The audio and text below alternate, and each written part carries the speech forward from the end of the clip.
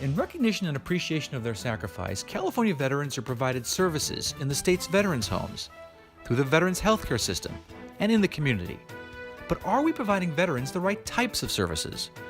Recently, two of the state's most influential watchdog agencies took a close look at the services provided to California's veterans. What were their findings? We'll ask Jacqueline Barocio with the Legislative Analyst's Office and Carole with the Little Hoover Commission. California's veterans. Are we serving those who served us?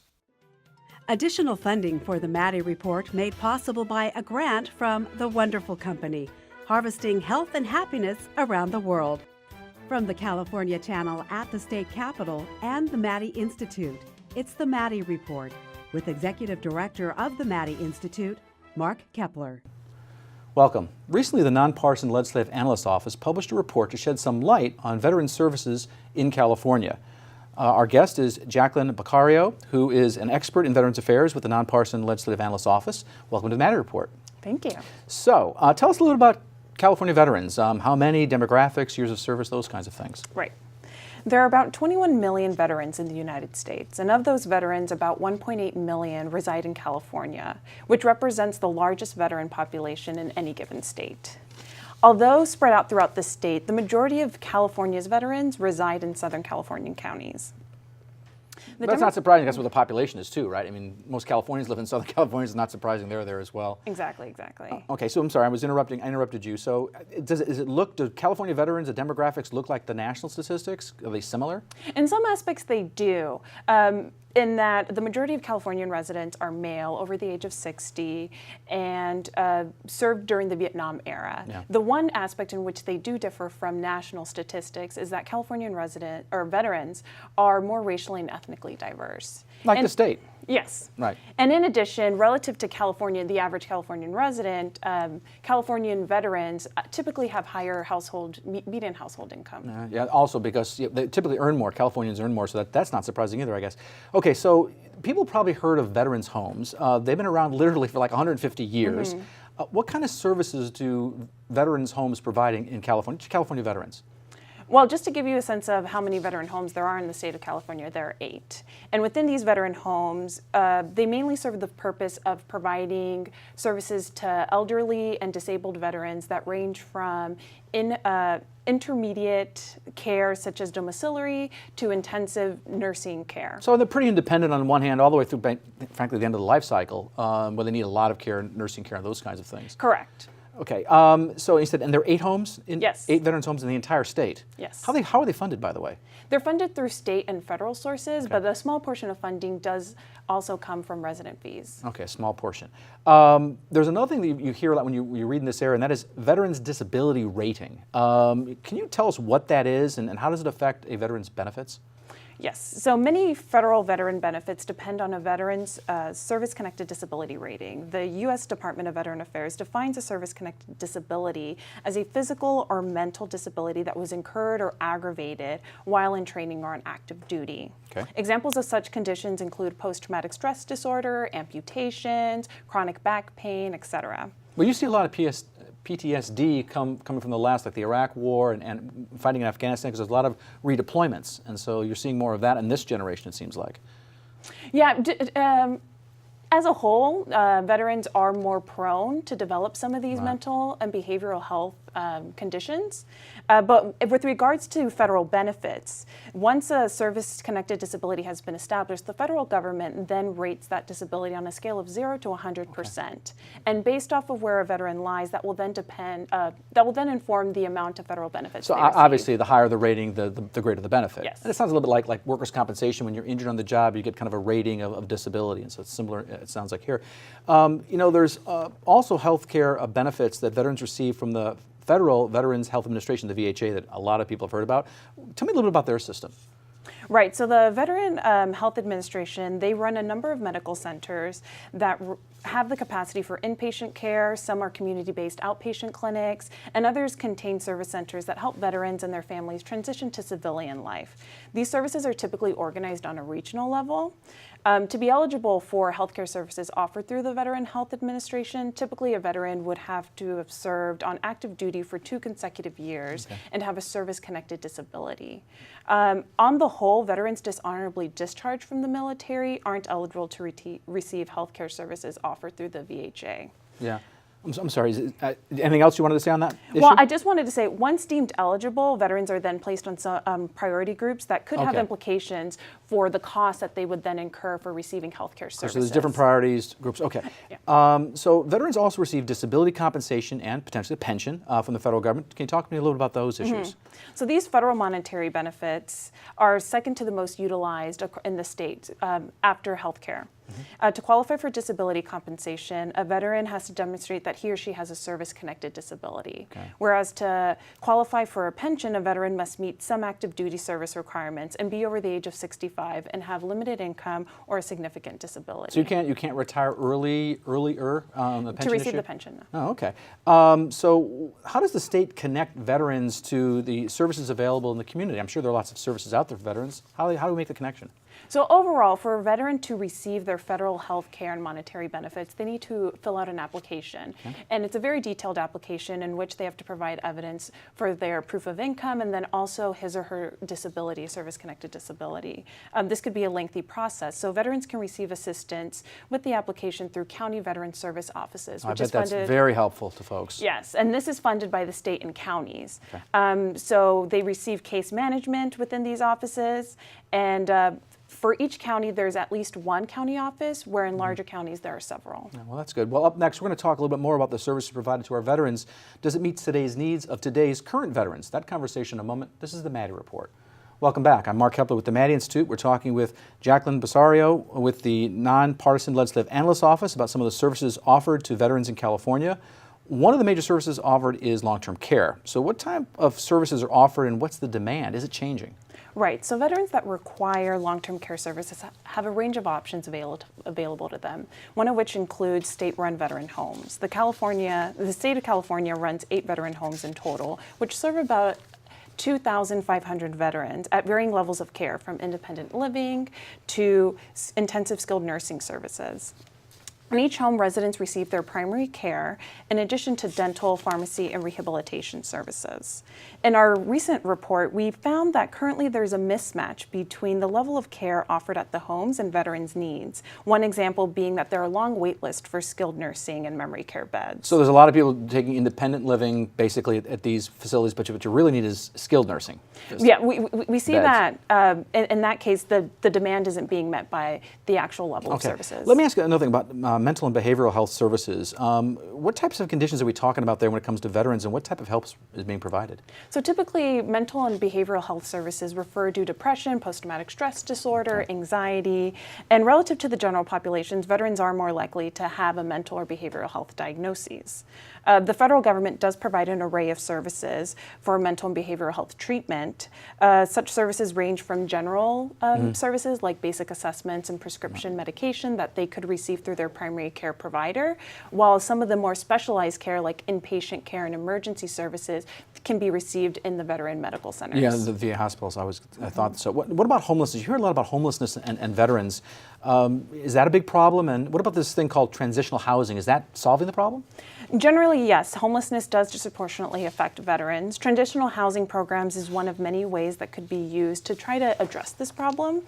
Typically, transitional housing programs provide temporary shelter for individuals and provide them with services such as counseling and employment assistance that would then allow them to maintain permanent housing and income.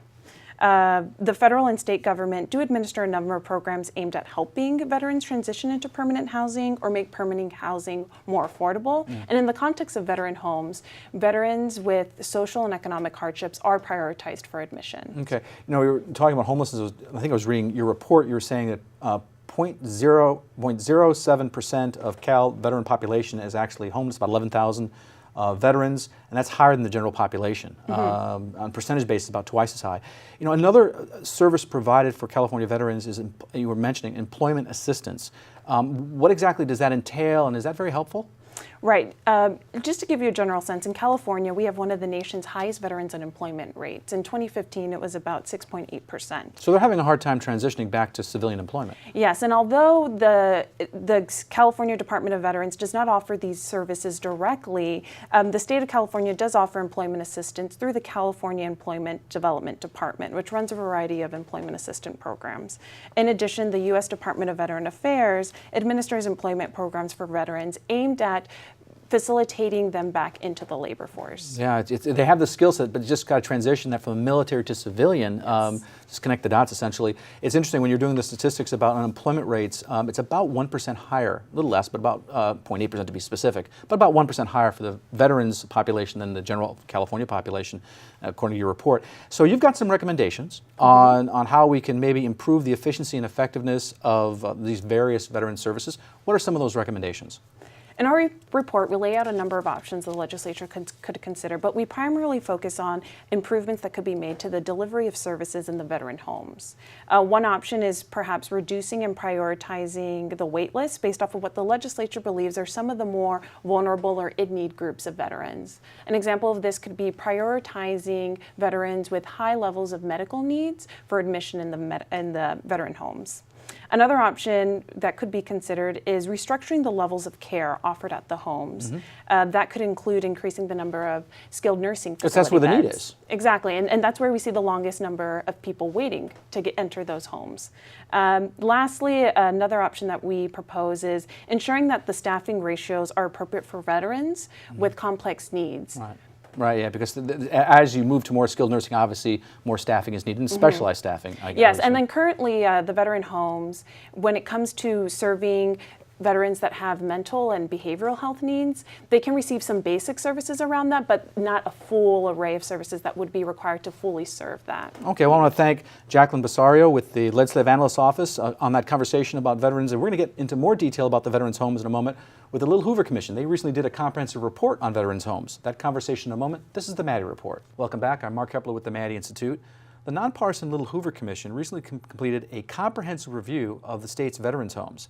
Carole, the executive director of the Little Hoover Commission, is here to tell us their findings. Welcome back to the Maddy Report. Thank you for having me. So one issue you discussed in your report concerns how benefits from homes are distributed among the state's veterans. It sounds kind of like a lottery pick. How do you think it should be addressed? Well, you're right. There are 1.7 million veterans in the state of California, and in any given year, there's slots for about 2,800 of them. So it is like winning the lottery. It's like less than 1%. Yes. So what we said was we don't have any system of priority right now. It is kind of first come, first serve, who got lucky. So decide, is it those veterans who are most in need? Is it those who have a service-connected disability? Set some sort of priority. So that was our recommendation. It's kind of amazing they don't have that already lined up, but it sounds, that they're probably going to want to think about that. Another issue you raise is whether the veterans' homes are actually offering the right kind of care.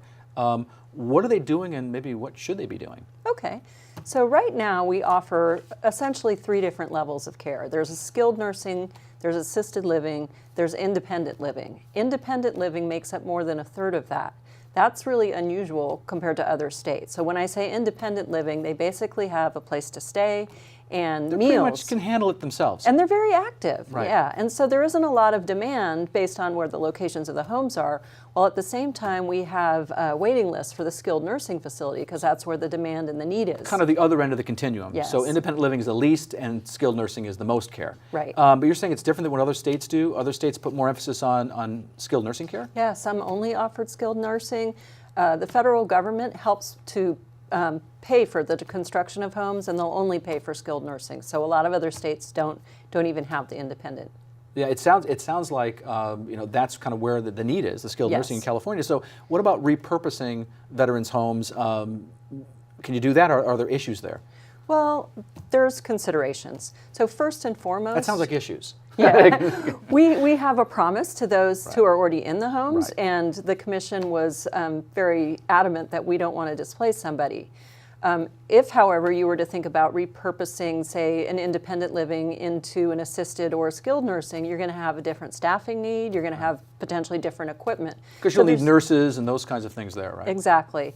And then some of the homes, 3 of them have just opened in the past 7 years. So you probably want to not make changes because we just essentially completed opening them. But then we might have a facility, say in Barstow, for example, that's been there for a while, and because of the location, it doesn't attract enough veterans and it doesn't attract staff either. So that might be an opportunity for doing something completely different. Repurposing it.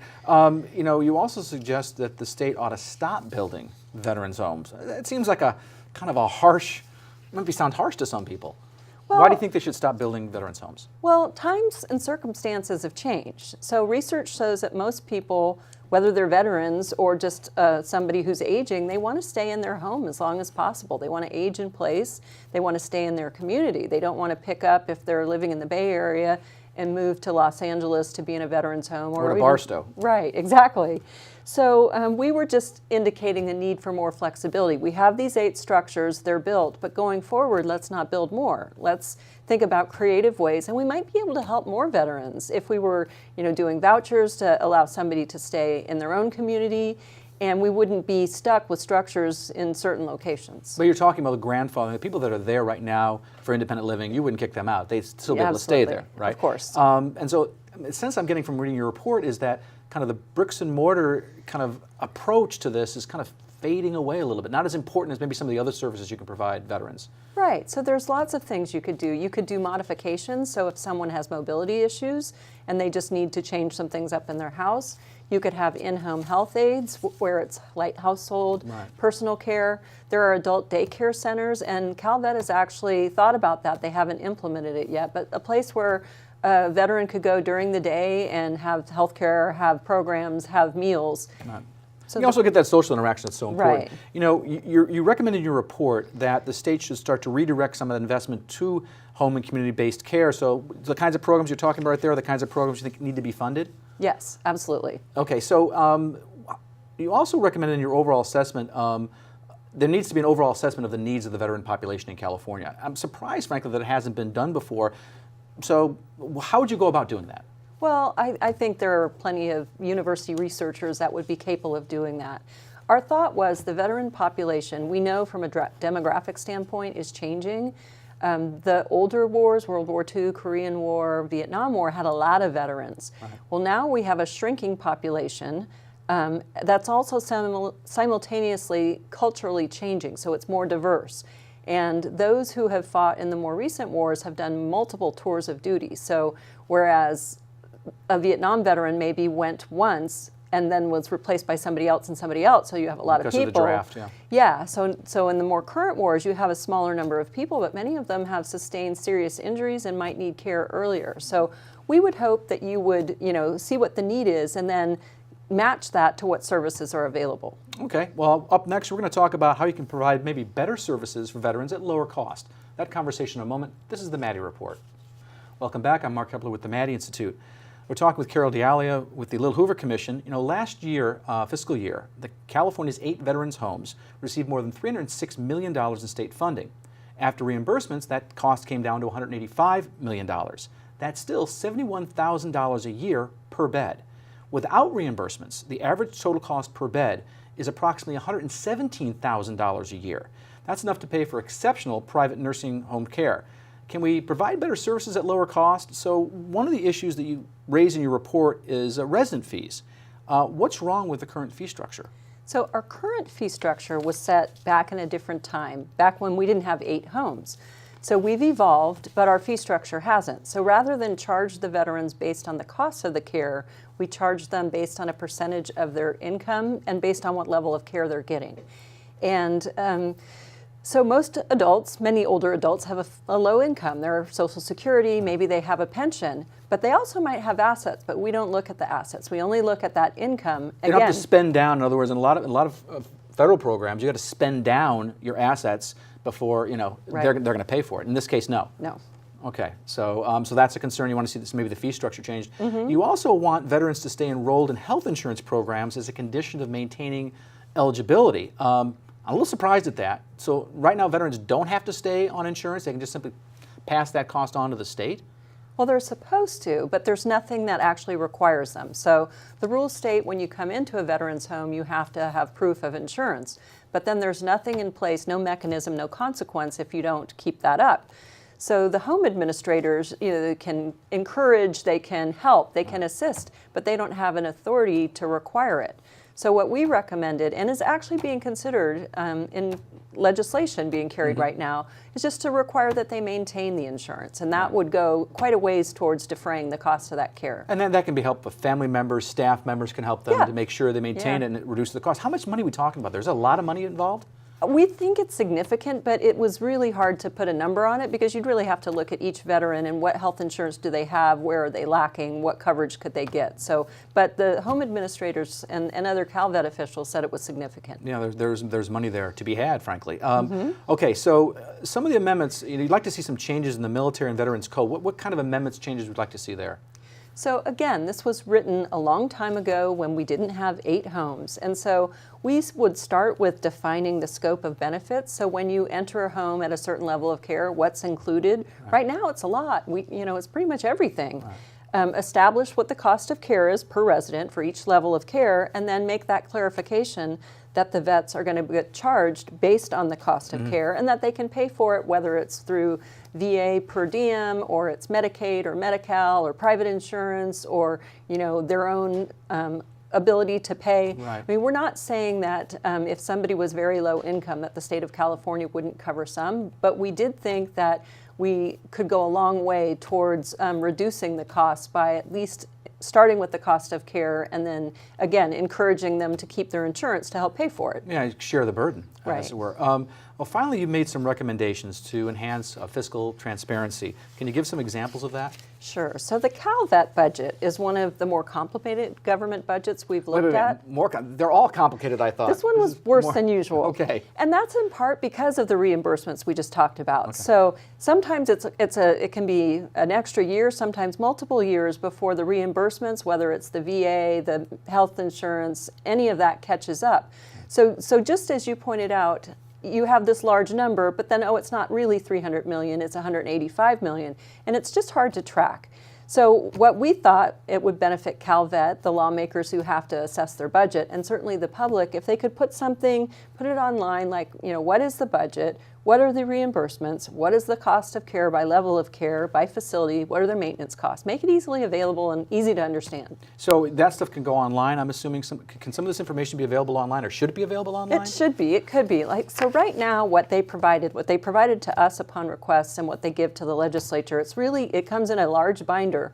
Seriously, a large binder? Yeah, just their budget. Okay. And we sat down with them twice, and they helped us understand line by line, because we didn't want to get anything wrong. Right. And so it's just, we encouraged them, something easier would help people, I think, because there is a perception that, this is so much more expensive than private care. Why does it cost so much? Right. And part of it is just because their budget is really hard to understand. Yeah. I mean, if they just figured it out, I mean, we could you could take some of that money and some of the savings, like you were saying earlier, and invest it in those kinds of services that veterans really do need. It serve a bigger portion of those $1.7 million California veterans. Well, I want to thank Carole from the Little Hoover Commission for joining us. If you want to stay current on state and local politics, you can sign up for our free e-newsletter, the Maddy Daily, by logging onto our website at maddyinstitute.org. You can also follow us on Facebook and Twitter.